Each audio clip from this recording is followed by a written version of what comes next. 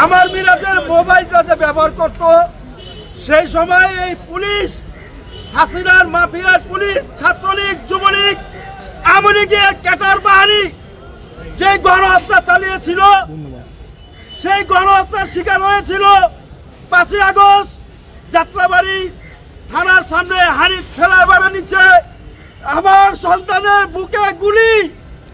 তাই আমি এসেছি এই গণহত্যার বিচার চাইতে।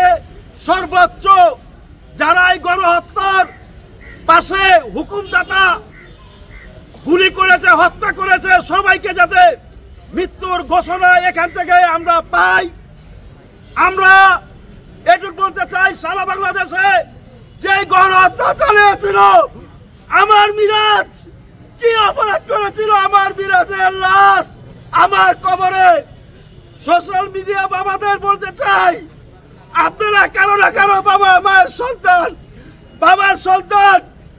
আমার মিরাজের তরুণ 29 বয়স ছিল তার, লক্ষ্মীবাজার সরজি কলেজে আমার মিরাজ পড়ত।